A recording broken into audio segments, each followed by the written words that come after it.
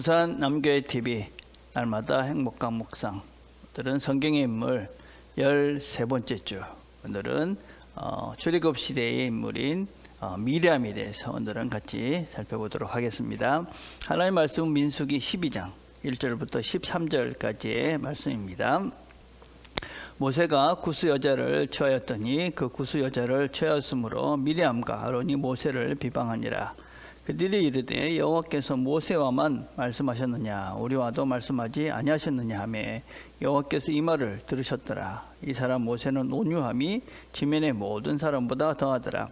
여호와께서 갑자기 모세와 아론과 미리암에게 이르시되 너희 세 사람은 회막으로 나오라 하시니 그 세 사람이 나아가매 여호와께서 구름 기둥 가운데로부터 강림하사 장목문에 서시고 아론과 미리암을 부르시는지라. 그 두 사람이 나아가며 이르시되 내 말을 들으라. 너희 중에 선지자가 있으면 나 여호와가 환성으로 나를 그에게 알리기도 하고 꿈으로 그와 말하기도 하거니와 내 종 모세와는 그렇지 아니하니 그는 내 온 집에 충성함이라. 그와는 내가 대면하여 명백히 말하고 은밀한 말로 하지 아니하며 그는 또 여호와의 형상을 보거늘 너희가 어찌하여 내 종 모세를 비방하기를 두려워하지 아니하느냐. 여호와께서 그들을 향하여 진노하시고 떠나시매 구름이 장막 위에서 떠나갔고 미리암은 나병에 걸려 눈과 같더라. 아론이 미리암을 본즉 나병에 걸렸는지라. 모세가 여호와께 부르지 이르되 하나님이여 원하건대 그를 고쳐 주옵소서. 자, 묵상 질문 1번입니다.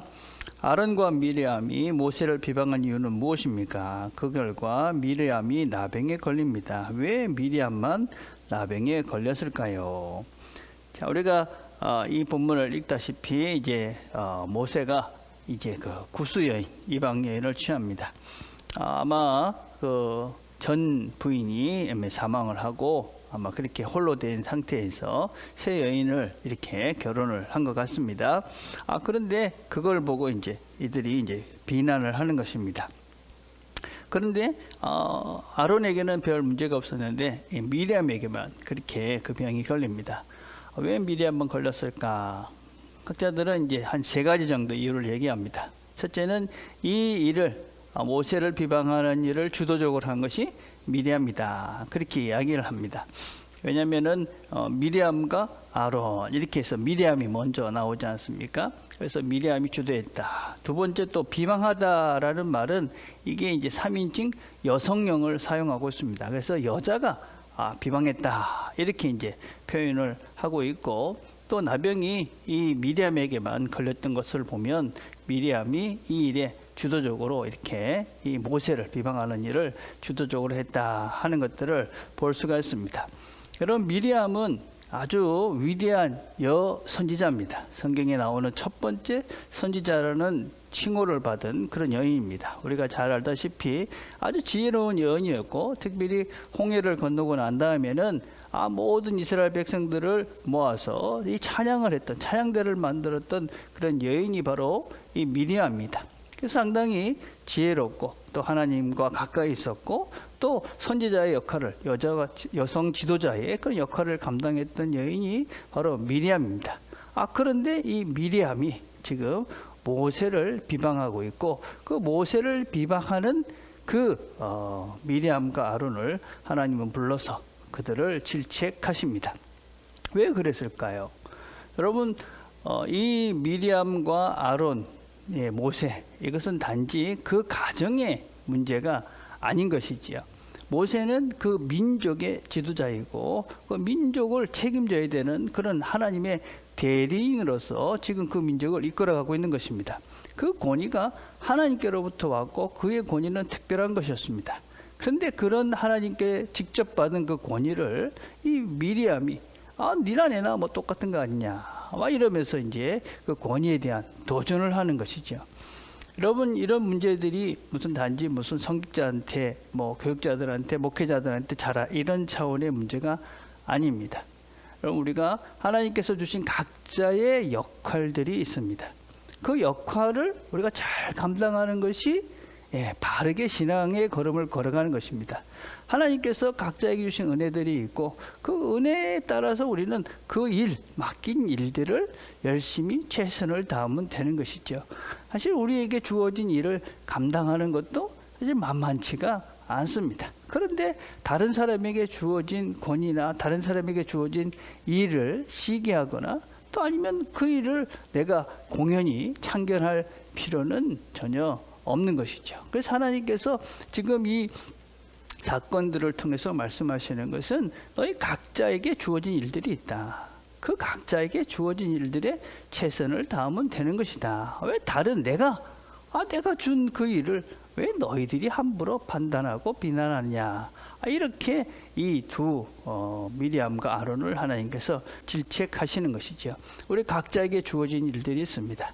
그걸 열심히 하시면 되는 겁니다. 이제 살아보면 그렇지 않습니까? 내일도 잘하는 것이 쉽지 않다.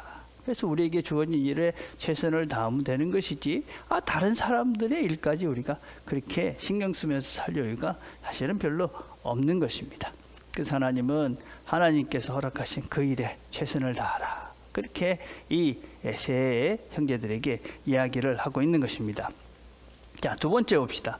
모세는 어떠한 사람이었습니까? 무슨 의미입니까? 그리고 하나님은 모세를 어떠한 사람이라고 칭하십니까?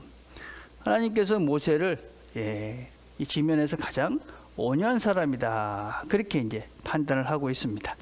여러분, 이 자기를 비난하는 사람들, 그런 사람들 어떻게 합니까? 같이 적대시하거나 같이 원수를 갚으려 하지 않습니다.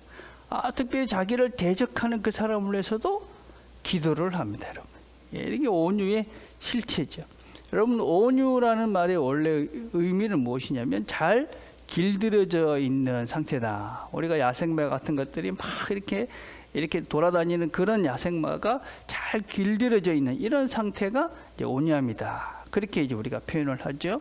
여러분, 우리 감정, 생각 이런 것들이 그냥 내 맘대로 막 이렇게 그냥 들쑥날쑥하면서 내 삶을 망가뜨리는 그런 존재가 아니라 내 감정, 생각 이런 것들을 잘 컨트롤할 수 있는 절제된 삶을 사는 사람이 바로 온유한 사람이다.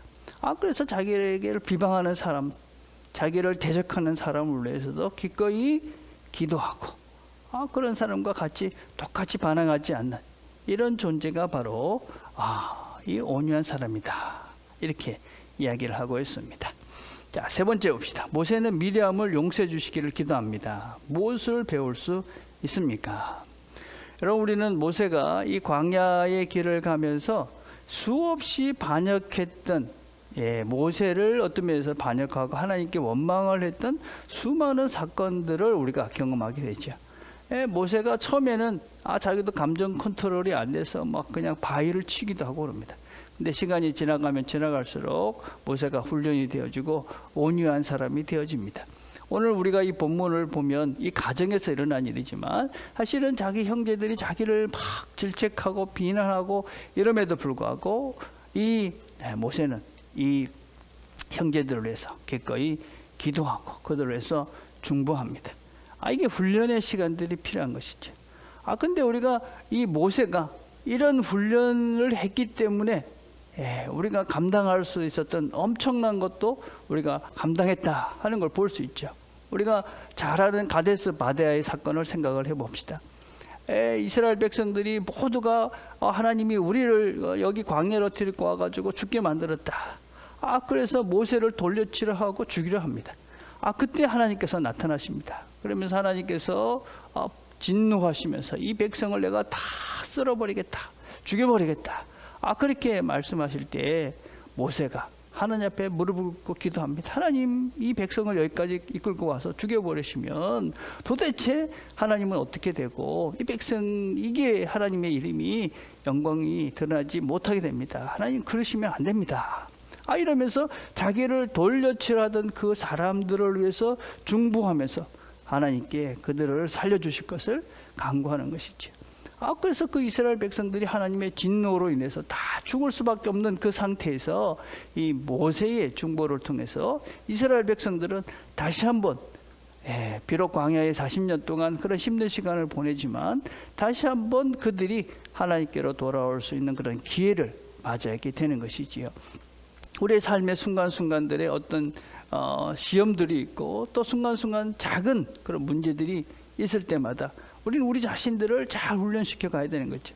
그렇게 잘 훈련되어져 갈 때 하나님께서 우리가 제대로 훈련되어졌을 때 또 그 훈련되어진 그 모습을 통해서 또 하실 위대한 일들도 우리가 경험할 수 있게 되는 것이지요. 그래서 우리 각자가 오늘도 우리의 삶 속에서 순간순간마다 우리를 훈련해 가시고 또 다듬어 가시는 나를 온유한 존재로 만들어서 더 행복한 존재, 더 쓸만한 존재, 더 어떤 면에서는 하나님께서 원하시는 그런 위대한 일을 하는 존재로 만들어 가시는 그 하나님의 손길을 기대하시면서 이 하루도 온유로 단련해가는 저와 여러분이 되기를 간절히 바라겠습니다. 자, 오늘 우리가 함께 해드릴 기도는 중고등부를 위해서 기도하는 것입니다. 우리 개인 경건 시간, 성경 읽기, 기도, 또 특별히 남교회 TV를 통해서 큐티 연습을 잘하고 있는데 이들이 이 훈련을 잘 감당할 수 있도록 기도해 주시기를 바랍니다. 특별히 아이들이 이제 공부를 잘 할 수 있도록 자기 취향에 맞는 공부를 찾아서 자기 미래를 잘 찾아갈 수 있도록 기도해 주시기를 바랍니다. 특별히 오늘은 성금요일입니다. 오늘은 주님께서 십자가에서 우리를 위해서 죽으신 피를 다 쏟으신 그런 성금요일, 아주 소중한 날입니다. 오늘 이 하루를 보내시면서 주님의 죽으심을 기억하시면서 주님의 은혜를 더 많이 묵상해가는 저와 여러분이 되기를 간절히 바라겠습니다. 기도하겠습니다.